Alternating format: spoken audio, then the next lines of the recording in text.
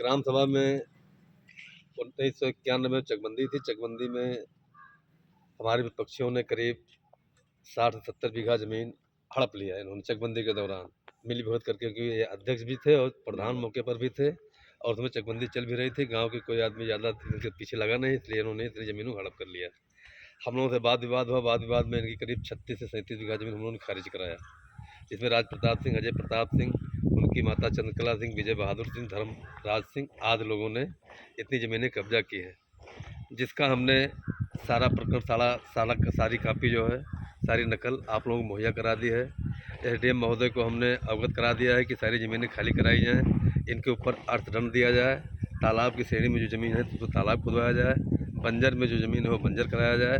बाकी उसमें करीब 7 से 8 लाख रुपए का पेड़ बेच लिया है, जो इसके पहले हमने सबको एप्लीकेशन सारे अधिकारियों, सक्षम अधिकारियों को दिया है, उसकी रिकवरी इनसे कराई जाए और इनके ऊपर 420 का मुकदमा बना के जेल भेजा जाए। कितनी ज़मीन है जो अधिग्रहण जो है अधिग्रहण की? करीब 35-36 बीघे ज़मीन है, जिसमें आधे से ज़्यादा ज़मीन इनके पास है, बाकी इनके गुरुओं के पास है। सबका कैंसिल ज़मीन हो गई है, खतौनी में पाका 11 हो गया है। जिस श्रेणी में ज़मीन थी डीएम साहब का आदेश था उस श्रेणी में ज़मीन जाने के लिए खतौनी पर अमल दरामद हो गई है। किस तरह की ज़मीन है और ये प्रक्रिया आपने कैसे की? बंजर की ज़मीन है, तालाब की ज़मीन है और ये प्रक्रिया हमने चकबंदी आयुक्त के द्वारा की है।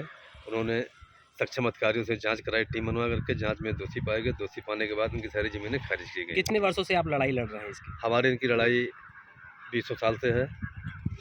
खतौनी की लड़ाई आप कब से लड़ रहे हैं? खतौनी की लड़ाई हम नहीं लड़ रहे हैं, ये ग्राम सभा की ज़मीन है। हम पूर्व जिला पंचायत सदस्य प्रतिनिधि थे, लोगों ने कहा हमें पट्टा नहीं मिल रहा, गाँव में ज़मीन नहीं, तो हमने उस पर थोड़ा सा दिमाग लगा करके हमने कहा ग्राम सभा की फालतू ज़मीनें जो जिसके कब्जे में खारिज कराई जाए।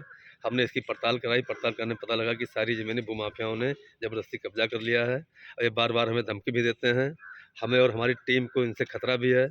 मेरे ऊपर 2 बार मुकदमे भी लिखे जा चुके हैं, मुझे जेल भी भेजा जा चुका है इसी प्रकरण में और अभी भी खतरा बना हुआ है। कभी भी मेरी टीम के साथ ये कुछ भी करवा सकते हैं और कर सकते हैं। इन्होंने जो खतौनी बनवाई थी उसको आपने खारिज करवा दिया है। जी। पूर्वतः वो अपने जो तालाब नवीन पड़ती इसमें दर्ज हो, जी। ऐसा आदेश में जो दिख रहा है आपने दिखाया है। जी। तो अब इसका अनुपालन हुआ है या नहीं हुआ है? अनुपालन हुआ है, अनुपालन हो करके सब इसका पाका 11 से कट करके सारी ज़मीनें जिस जिस दशा में थी उस दशा में पहुंच गई हैं। पहुंच गई है। अब खाली हम एसडीएम महोदय से निवेदन करना चाहेंगे कि इनके ऊपर इनकी अपनी सारी टीम भेज के जांच करावें, जहां पे जो ज़मीनें हैं वो खाली करावें, प्लस जो इन्होंने बोया है, जोता है, उस पर इनको अर्थदंड दिया जाए और सारी ज़मीनें कुर्क की जाएँ। ऐसे में आपके जो विपक्षी हैं, जो आदेश आपने लिया है, हाई कोर्ट से वो स्टे ले सकते हैं, ऐसी कोई प्रक्रिया उन्होंने की है? वो अगर लेंगे तो बाद में देखा जाएगा उसके लिए क्या होगा। आपने क्या प्रक्रिया किया है? हमने कैविएट दाखिल कर दिया है कि अगर कोई इन्होंने कहीं हाई कोर्ट गए, कुछ गए तो हमको सूचना मिलनी चाहिए, हम इसका रिकॉर्ड उनको वहाँ देंगे क्या है।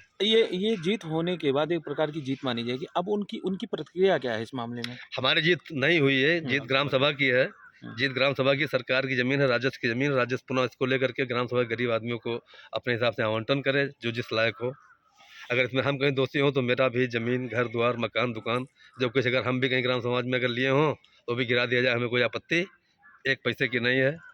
प्रशासन से अब लास्ट में क्या मांग है आपकी? प्रशासन से हमारी मांग है कि गांव को अमन चैन से जीने दिया जाए। इनके भतीजे ग्राम सभा के प्रधान आज मौजूदा हैं, जितना काम कर रहे हैं सारे काम सब मानक के विपरीत हो रहा है।